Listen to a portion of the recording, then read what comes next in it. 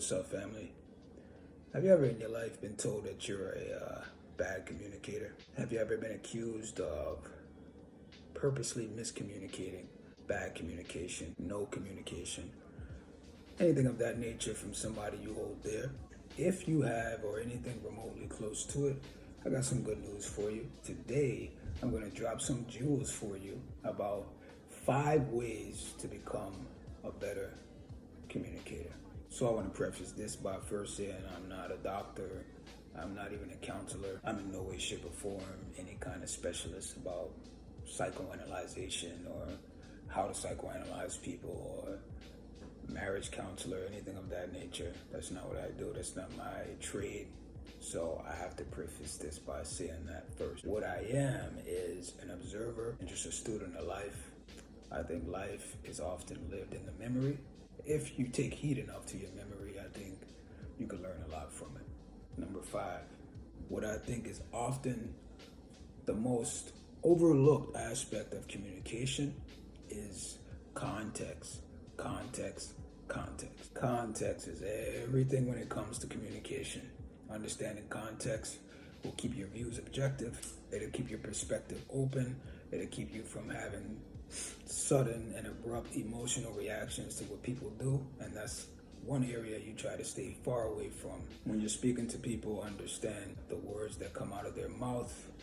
Always have some sort of context to it, whether the context is extremely personal to the delivery, whether the context is extremely personal to the deliverer, or extremely personal to the receiver, you the listener, or you the speaker. It's important for you to clarify what the context is, and if you don't understand what the context is, it's important for you to ask those questions about context if you are confused about it. For example, one way to avoid getting over emotional or overreactive about speaking to a racist or something is understand. You can contextualize this. The beautiful thing about context is you can kind of play around with it to save you from agony. One way you can contextualize a conversation with a racist is you can contextualize it as this is a failure of the American education system to teach objective history, to teach genetics, to teach American history, to teach about inequality, to teach about all of these things, and this person is just collateral damage. This doesn't have to be obviously a racist. This can be anybody. It can be a sexist. It can be somebody who just doesn't like you. Understanding the larger context and whether or not them or the context is the lowest common denominator. So that's one effective way that you can contextualize things on your own if you're having some confusion about what the context is to begin with. Like I said, it allows you to understand where the deliverer is coming from, because you don't want to be talking to people and you're receiving things and you're perceiving things and you're internalizing things in a way that has nothing to do with what the context actually is to the deliverer. That's not what you want. You want clarity. You want to alleviate and eliminate possibly all confusion to every form of communication possible. So context. Number 4, right after context is angst. Angst is very important. Angst can be chronic or it can be situational, i.e. conditional. Very important to understand your own angst or the angst of the person you're trying to communicate with. Lots of bad thoughts and lots of misinterpretations can happen from not understanding your own angst and understanding the other person's angst as well. Are you anxious? Are you anxious about this person communicating with you? Is this person anxious about you communicating with them? When that happens, it can have extreme psychological effects. And obviously, if it has psychological effects, it's going to affect the way they speak, the words that come out of their mouth, how it's delivered, what is delivered, things like that. Understanding your own angst is very important. Ask yourself, am I anxious about anything right now? Am I anxious about communicating with this person? Am I anxious about this person communicating with me? Angst has a tendency to make us aloof sometimes, unstable, jittery. So obviously, you can miss the mark on a lot of what the person is saying if you're anxious about things, if you have general or chronic anxiety. So it's important to do what you think is best. Do what you normally do to ease your angst. I'm not here to tell you how to do that, how to ease angst. That's not what I'm here for. But you can find solutions on how to do that. And ultimately, this will better how you communicate. Number 3, a very important thing. Shut the fuck up and listen. You have to listen. This is one of the most common problems I see amongst people. Definitely something I have trouble with sometimes. Not necessarily being quiet and hearing what the person is saying. You'll see that happens. That happens all the time. You know, you're in conversation with somebody, and oftentimes you're just quiet, you know, perhaps tuning them out, perhaps thinking about how you're going to pay your light bill, or, you know, why didn't you receive a call from a particular job, or whatever situation may be giving you angst, as we talked about prior to this. But it is very important to just be quiet and listen, and not necessarily listening to respond. Just listen. Listening entails that you're understanding, you're getting to know this other person. You're getting to know their speech patterns. You're getting to know things about them. If you're deciphering the information correctly, if you go about the context correctly, you're listening. Why are you listening? Well, you're listening to hear what they're saying. If they're anxious, the context of what they're saying. What does this have to do with who they are? How does this affect who they are? Now, obviously, your brain is not going to be thinking about all of these things all at once. In hindsight, and your own personal time to reflect, you'll understand that listening is very important. Not listening to speak back. Sometimes you should just have listening sessions. Sometimes you should just allow somebody to talk that you love. Just let them talk. Tell them, hey, listen, just go ahead and talk. I just want to listen to what you have to say. I'm not going to say anything.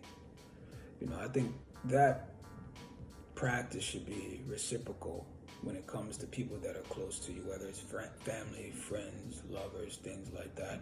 I think it's very important, for the sake of communication, just to listen to them. Seems like it's easy, but I think that we're so anxious about getting our words across that we don't actually sit down and or sit back and listen to somebody and understand what it is they're trying to say. Those are questions you often have to ask yourself while they're speaking. Number 2, detachment. Are you detached from the conversation? Are you detached from this person? You have to communicate that. That's very important to communicate that, first to yourself and second to the person you're speaking with. If you don't, it's just going to lead to the other person being detached. Oftentimes when we're communicating with each other, our actions are extremely reciprocal. They don't talk to me, I don't talk to them. They have an attitude, I'll have an attitude the same way. They're speaking bluntly and loudly, I'm speaking bluntly and loudly. They're calm, relaxed, I'm calm and relaxed. So all we do most of the time when we communicate is just mirror each other. Unless you're a complete sociopath or just a narcissist, at some point in your life this is going to happen. You're just going to react bodily, neurologically, verbally to how the other person is. If they seem like they're detached, then most likely you're going to become detached. You'll become frustrated with their detachment. So it's important for you to understand if you're detached and why you're detached. For example, you can be speaking to a loved one and they're talking to you about any specific subject, but more importantly, something that they really care about. Now, you find it easy to detach yourself because this is what you've done in the past with these things that they've talked about. Perhaps your lover is talking about something that happened at work. Well, do you actually have to listen to everything they say? Do you have to listen because you've already heard this a million times? Yes. Yeah, you have to do this, man. You have to do this. And if you don't, then you're probably detached. So you have to find ways to check your own detachment. This is why it's vital to ask questions, first to yourself, also to your partner or whoever you're trying to communicate with.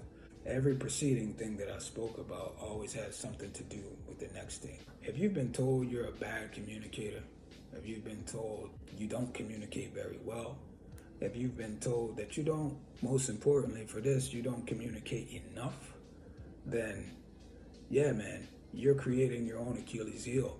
You just have to communicate more. Some people will tell you communicate less if that's your communication style.